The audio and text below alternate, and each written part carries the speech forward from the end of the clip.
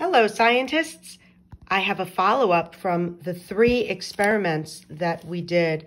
The one with sawdust and shavings, the one with making old paper into new paper, and the one with the paper mache. Let's see how they came out. First of all, the sawdust and shavings, we put them in a cup with the same amount of water, but one of them we put saran wrap on, and the other one we left open. And we've been checking in on it, but now let's see how we finally, if you look, the sawdust and shavings in this cup are back to being fluffy and dry.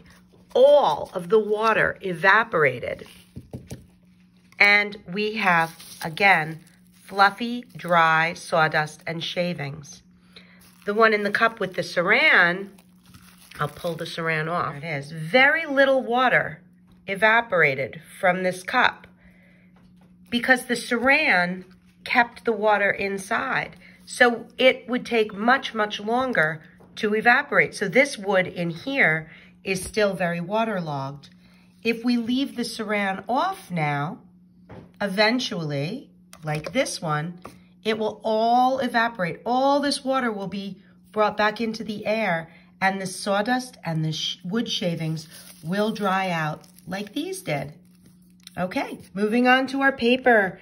If you remember, this was toilet paper that we shook up in the jar and made into paper pulp, and then we strained out the extra, and we made a piece of new paper. This is new paper, and it's much stronger than toilet paper. If I hold toilet paper up, can I hold it straight out? Does it, look, it flops over. Is it strong? Look, it rips so easily. I can scrunch it up really easily, and I can rip it really easily. But look at the new paper that we made. I can't scrunch it up at all. It's pretty strong paper, and it doesn't rip very easily either. But if you take a pair of scissors, you can cut the new paper into any shape you want.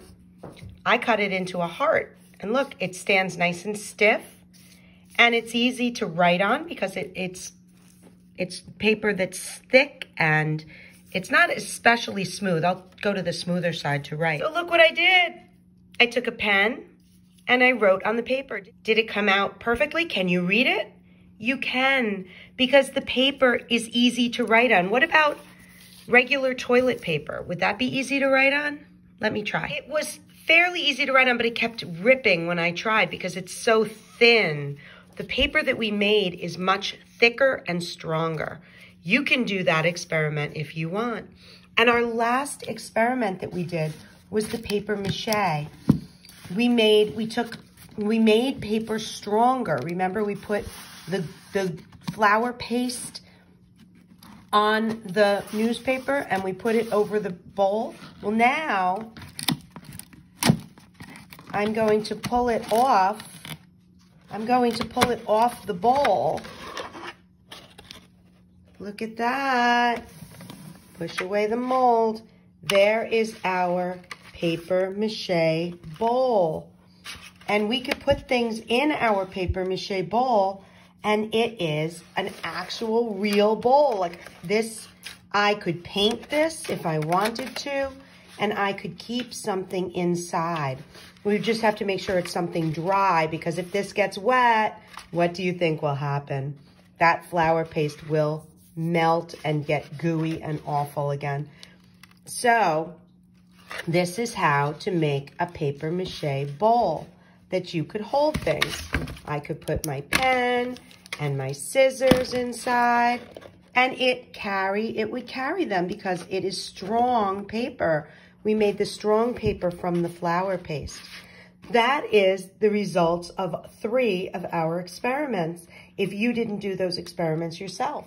If you did do those experiments yourself, I would love to see pictures of how it came out. Have a wonderful day, scientists.